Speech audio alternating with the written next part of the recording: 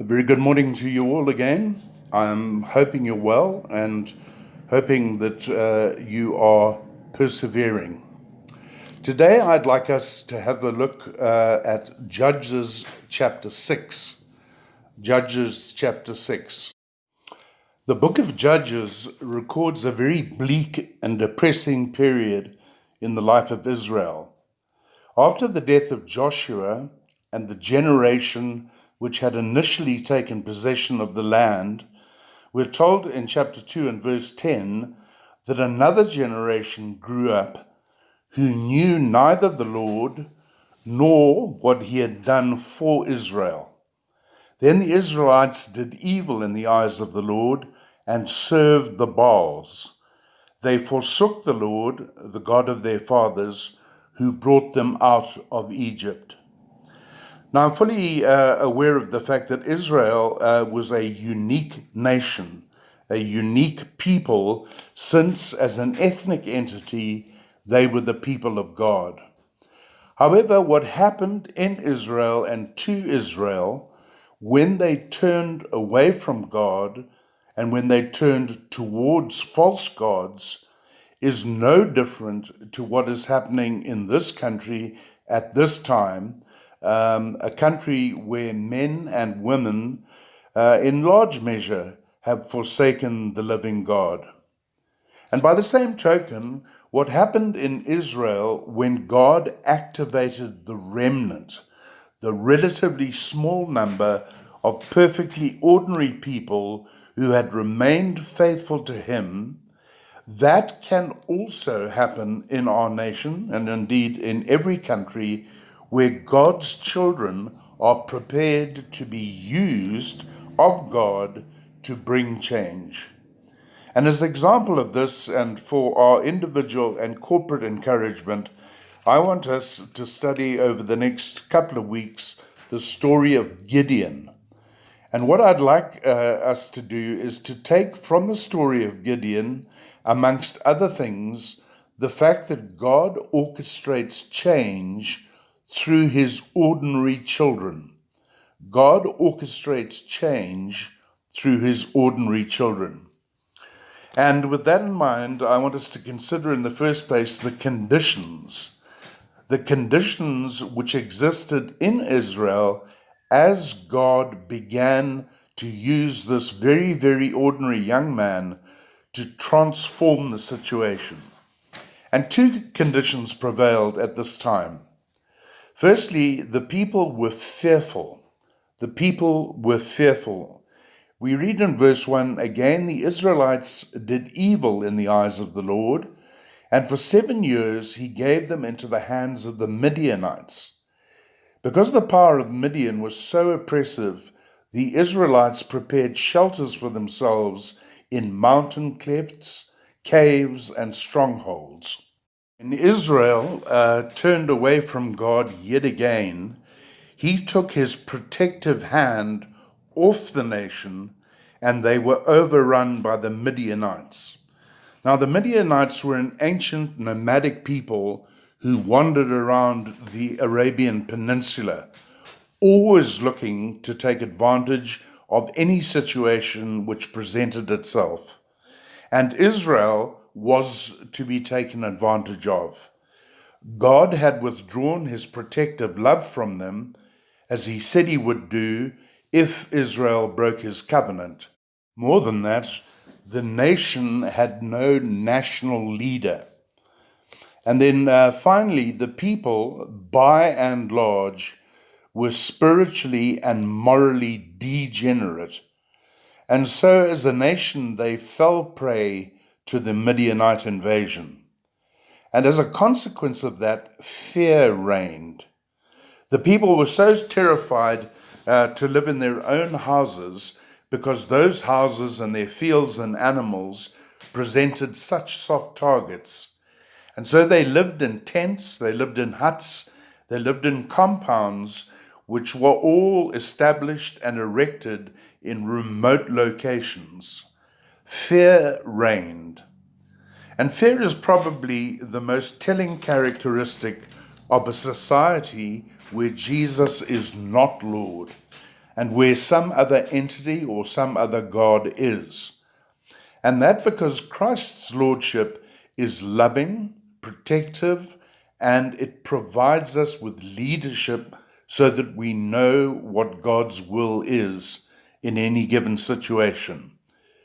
All other entities, all other lords are selfish, destructive, and always taking what is not theirs.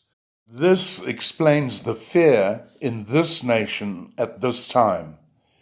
Many of our politicians, and many of them who call themselves Christians, many of those politicians, whether it's at national level or whether it's at local municipal level, have effectively become South Africa's Midianites. They have taken advantage of years of corruption, and they have looted the national fiscus and the municipal funds. And as a consequence, the money which ought to be available to build up, for example, the police force, to provide workable healthcare services, to provide PPEs and food for the hungry, all of that money has been misdirected, it's been stolen, resulting in a police force which is unable to protect the people of the land, and that results in fear. People are too frightened to go to rural clinics, and hospital staff are too frightened to go to work because of the threat of contracting COVID. People who should have received food parcels haven't, and they too are too afraid to report that fact, lest the looters harm them. Fear ravages our nation. Secondly, Israel was characterized by famine. Verse 3 says, whenever the Israelites planted their crops, the Midianites, Amalekites, and other eastern peoples invaded the country. They camped on the land and ruined the crops all the way to Gaza, and did not spare a living thing for Israel, neither sheep, nor cattle, nor donkeys. They came up with their livestock and their tents like swarms of locusts. It was impossible to count the men and their camels. They invaded the land to ravage it. Midian so impoverished the Israelites that they cried out to the Lord for help. The Midianites, being a nomadic people, evidently didn't settle in Israel. Rather, they seem to have come and gone to coincide with the various periods of harvest. And every time a harvest was ready, every time the animals calved, in they would sweep to devour the produce of that land, with the net result being that the Israelites were impoverished. They had nothing for themselves. Famine, as impoverishment, is another characteristic of a society where Jesus is not Lord and where the government in the main have become looters of the economy. In South Africa, famine is a dreadful and inescapable fact for millions of people. At the end of 2019, the official figures were that 29% of the workforce was without work. Since the lockdown, it has become apparent that evidently a further 3 million people have lost their jobs, and the anticipated unemployment rate by the end of the year is 35%. Now, when 35% of your workforce is unemployed, widespread famine is an absolute inevitability. And it just gets worse when we consider that for every employed person, that person is probably supporting 5 or 6 other people. Clearly, what we have in South Africa at the moment, and increasingly in the future, unless God intervenes, is that we are going to have greater and greater famine stalk this land of ours. The only hope that we have is the same as the Israelites had, and that is they called out to God to rescue them from their situation. So fear and famine were the conditions which prevailed in Israel then, and they prevail in South Africa now. That leads to the second part of this passage, which gives us the causes of these things, the causes of these wretched conditions. Again, there are two of them. Firstly, there was idolatry by the people of God. In verse 7, we read that when the Israelites cried to the Lord because of Midian, he sent them a prophet who said, "This is what the Lord, the God of Israel, says. I brought you out of Egypt, out of the land of slavery. I snatched you from the power of Egypt and from the hand of all your opponents and oppressors. I drove them from before you and gave you their land.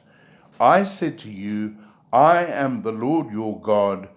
Do not worship the gods of the Amorites in whose land you live. But you have not listened to me." Fearful and hungry, the Israelites called out to God to save them.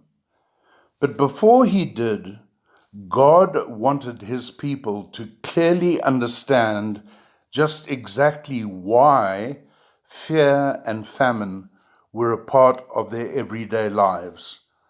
And so he sends them a prophet whose message essentially was idolatry. It's idolatry that has got you into this mess. God had chosen this people to be his very own. He had delivered them from their physical bondage in Egypt. He had given them their own land, and he had blessed that land to be a land of milk and honey. All that God had asked in return was that his people should love him and serve him only as their covenant-giving God. But that they had not done. Rather, they had loved and served the Baals, the nature gods of the Canaanites. As a result, God had, as it were, said, "Fair enough, serve your Baals, but just see how they treat you." And repeatedly in Scripture, this is how God treats his people who become idolatrous. He gives them what they want, longing that the lack which they then experience would drive them back into his loving arms. And in 2 Chronicles chapter 30 and verse 9, we see God say that. He says, "Serve the Lord your God, so that his fierce anger will turn away from you. If you return to the Lord, then your brothers and your children will be shown compassion by their captors. For the Lord your God is a gracious God, compassionate. He will not turn his face from you if you return to him." Now, South Africa is not Israel.